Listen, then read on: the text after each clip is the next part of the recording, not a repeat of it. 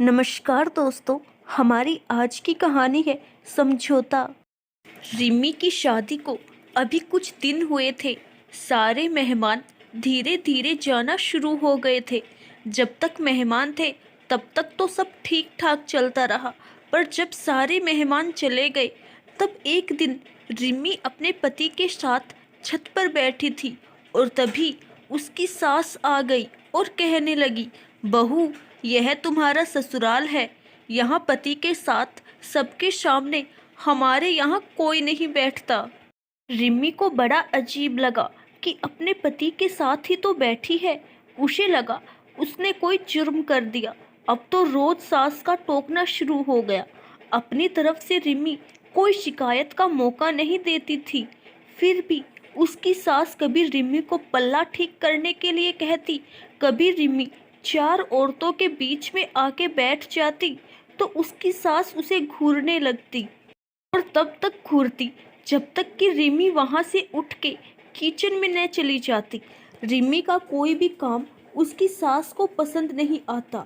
रिमी कितना भी अच्छा कर ले, लेकिन सास कोई ना कोई कमी निकाल ही लेती। हद तो तब हो गई जब सास रिमी के आने जाने पर भी टोक लगाने लगी। इधर मत खड़े हो, उधर मत देखो, कोई देख लेगा तो क्या बोलेगा।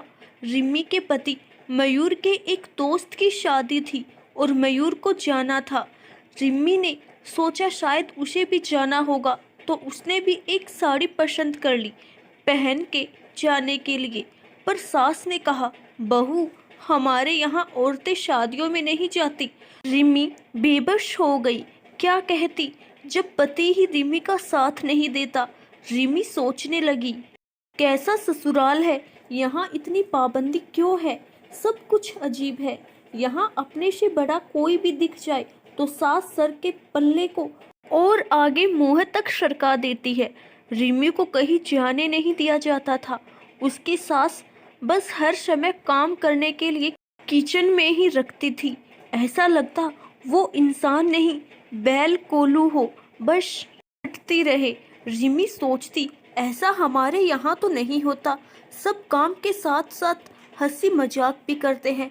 सब बड़ों के साथ भी बैठते हैं और अपने पतियों के साथ भी रहते हैं। पर यहाँ मैं तो क्या, कोई छोटा भी बड़ों के सामने बैठता नहीं है। हंसी मजाक की बात तो दूर है, मयूर भी अपनी माँ के सामने रिमी के पास कम बैठता था, उससे बात भी कम करता।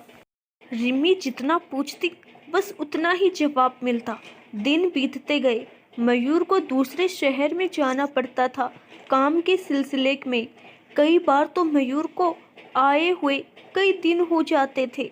ससुर थे नहीं और सास ने ही 5 बच्चों को पाला था। बाबूजी की जगह सास को काम मिल गया था, क्योंकि बाबूजी सारे बच्चे जब छोटे थे तब ही चल बसे थे। दोनों नंदों की शादी हो चुकी थी। बड़े भाई भाभी दूसरे शहर में नौकरी करते और रहते थे। छोटा देवर भी बाहर नौकरी करता था। मयूर पिछले बेटे थे जो साथ रहते थे। रिमी काम करके जब भी सुस्ताने बैठती तो उसकी सास फिर से कोई काम कह देती। आने जाने वालों का मेला लगा रहता था। रिमी को सब बहुत अजीब लगता था। वो सोचती, अगर शादी ऐसी होती है तो वो कभी शादी ना करती। इस बार जब से मयूर शहर गए कई महीने हो गए, बिल्कुल भी नहीं आते थे और फोन करने पर फोन भी नहीं उठाते थे। घर वालों ने पता किया तो पता चला कोई और लड़की है जिसके साथ मयूर ने पहले ही शादी कर रखी थी और एक बच्चा भी है उनका। पर समाज के डर से कुछ नहीं बोला। पर सास को जब पता लगा तो रिमी को ही दोषी मानने लगी। कहने लगी, क्या करता मयूर बेचारा, तूने ज्यादा कुछ तो लाई नहीं। सोचा था शादी करके आएगी तो जिंदगी संवर जाएगी, पर मयूर को ही बाहर काम के लिए जाना पड़ता है। हो गया जो होना था, अब रोना कैसा, कौन सा तुम्हें छोड़ रहा। रिमी को जब पता लगा तो उसे झटका लगा, वह अंदर से टूट गई। रिमी के सारे सपने और जिंदगी बर्बाद हो गई थी। उसकी माँ सदमे में पागल हो गई और पिता भी सेहत से लाचार हो गए थे। इसीलिए रिमी को ससुराल में ही रहने के लिए बोला। भाई और भाभी दोबारा से रिम्मी की जिम्मेदारी लेने को तैयार नहीं थे। सबने अपना अपना पल्ला झाड़ लिया। रिम्मी सोच रही थी कि आज क्या मेरा मायके जाने पे भी रोक लग गई। वह मेरा घर नहीं था क्या? क्योंकि रिम्मी 12वीं कक्षा तक ही पढ़ी थी, इसीलिए नौकरी भी नहीं कर सकती थी। रिम्मी के पास कोई चारा न था। वह ससुराल की इसी काल कोठरी में कैद होकर रह गई। उसे कोई सहारा देने वाला नहीं था। आज शादी के कई साल हो गए, पर रिम्मी की जिंदगी खाली पन्नों की एक बंद किताब की तरह रह गई थी। लोगों की डर की वजह से नहीं जाती थी मायके। उसे यह भी पता चला, सास ने पहले जेठानी को भी तंग किया था, पर नौकरी लगने की वजह से वह चली गई थी, कभी आई नहीं थी। निम्मी खुद को बहुत लाचार महसूस करती। सोचती अगर उसके माँ बाप ने उसको भी पढ़ाया होता तो वो भी आज अपनी मर्जी की जिंदगी जीती। जिसके भरोसे इस घर में आई, उसने भी बीच मझधार में छोड़ दिया।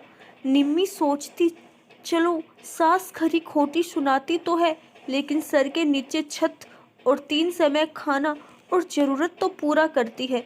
कभी कभी महीने 4 महीने में मयूर भी आ जाते हैं। रिम्मी ने अपने ज़िंदगी से समझौता कर लिया है कि वही उसकी किस्मत है। अगर आज रिम्मी जैसी लड़कियां पढ़ी लिखी होती और उनके पास कोई नौकरी करने का तजुर्बा होता तो रिम्मी की ज़िंदगी ऐसी नहीं होती। रिम्मी अपने पैरों पे खड़ी होती। रिम्मी जैसी कितनी ही लड़कियां समाज में घिनौनी कुरीतियों का शिकार हो जाती हैं और न मिलने पर ससुराल और मायका दोनों दुश्मन बन जाते हैं। बाद में कोई मायका अपनी ही बेटी को नहीं रखता जब तक कि बेटी अपने पैरों पर न खड़ी हो, क्योंकि शादी होने के बाद बहुत कम माँ बाप होते हैं जो बेटी की जिम्मेदारी उठाते हैं। हर कोई यही कहता है, बेटा वही किस्मत है तुम्हारी, समझौता करो। आशा करती हूँ दोस्तों आपको हमारी आज की कहानी ज़रूर पसंद आई होगी। ऐसी ही अच्छी अच्छी कहानियाँ सुनने के लिए हमारा चैनल ज़रूर सब्सक्राइब करें। धन्यवाद।